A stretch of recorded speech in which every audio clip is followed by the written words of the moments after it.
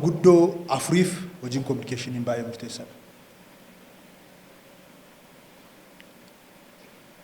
Tokkoffaa fi inni dura waa hundumtuu lafa kanarra jiru kan wal qabatu ilaalcha faana, sammuu faana. Sammuun hin jijjiiramne, ilaalchi hin jijjiiramne uumaa gochuu hin danda'u.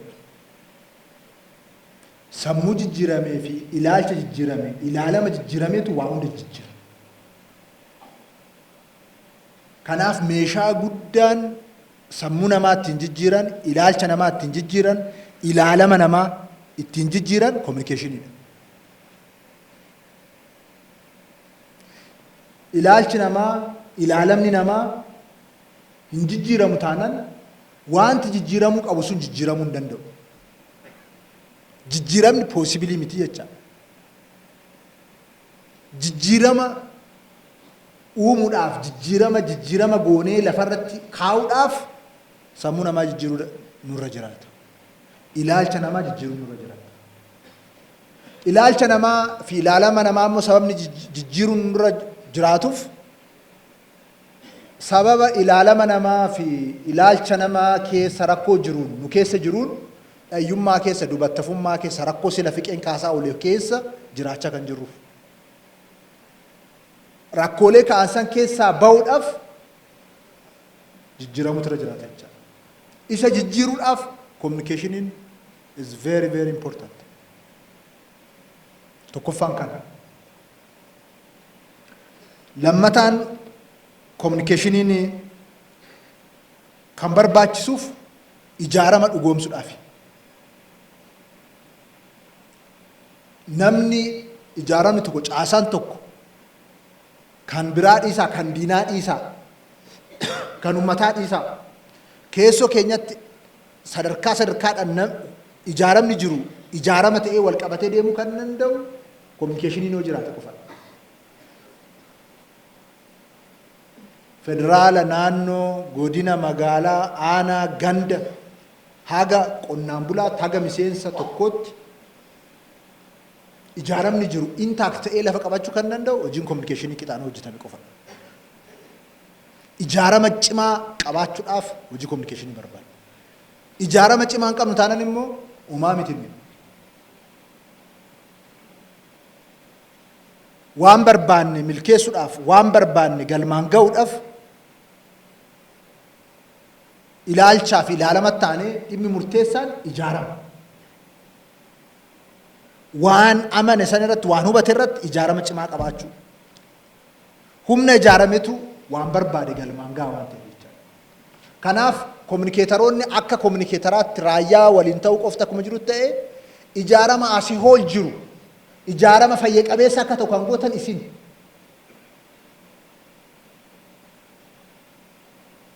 Ijaarama cimaa, ijaarama sodaachisaa, ijaarama ergama isaa bahu. Ijaarama ergama isaa immoo itti gammadu, bu'aa argatetti gammadu, moora abdatee fuulduratti tarkaanfatu gochuu kan qabdan isin. Kanaaf hojiin communication murteessaadha. Sadaffaa hojiin communication addunyaa namarra jirru addunyaa psychological warfareeti. Waraanni inni guddaan kan godhamu psychologyidhaan. Xiinsammuu namaa irratti waraana gaggeeffamudha. Diinni nuyis nu injifachuu kan barbaadu xiinsammuudhaan. Psychological warfareedhaan. Nus diina jilbeeffachiisuu fi diina ukkaamsuu kan dandeenyu psychological warfareedhaan. Biyyoonni tokko tokko yaada qofa duun taane maashinii artificial intelligenceedhaan bobbaasaniitu psychological warfare gaggeessu. Fakkeenyaaf juntaan waraana guddaa kan godhe lafarratti miti. Waraana guddaa kan godhe psychologically.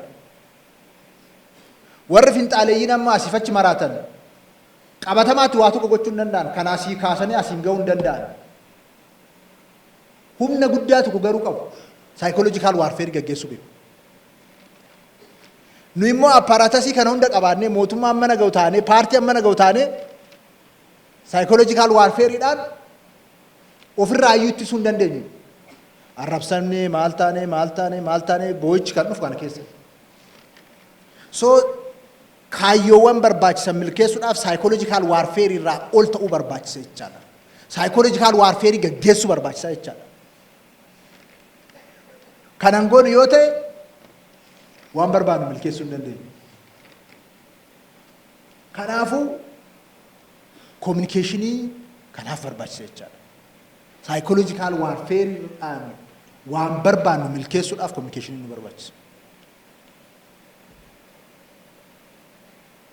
Amma waan ta'ee miti lafa kan raasu waan jedhamee fi waan ta'e sana akkaataa itti ibsametu lafa raasa. Waan ta'e miti lafa raasu. Waan ta'e sana akkaataa itti ibsamee fi akkaataa irra deddeebi'ee nama bira gaheetu lafa raasa. Psychological warfare adeeganyaan. Jarri purposely qindeessanii kan communicate godhan. Amma iddoo tokko tokkotti utuma bakkaan bu'ee Shimallis Abdiisaa akka jedhamu homaa shakkii tokko iyyuu hin qaban. Jechuun rabbumtuu bakka akka wayii buuse asitti buusee deemee namichi akkas jedhamu suni wallaalanis itti fakkaatiin isa purpose. Waa'ee Shimallisii miti Shimallis deemee caalchisaa soo fidde caalchisaa sin dhiisan. Jamaalis hin dhiisan, Tolasaas hin dhiisan, Abbaa Duraa hin dhiisan. Pointiin waan barbaadan sana milkeessuudhaaf psychologically lama dafaqnu misaruuta.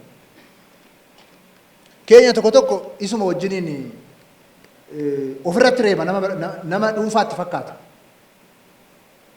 So psychological warfare cabsuudhaaf sirreessuudhaaf communicatoron very critical. Very critical. Psychologically down taate, psychologically mo'atamte jennaan waan barbaadde gochaa yoo oolte waan yaadde milkeessuu hin dandeessu.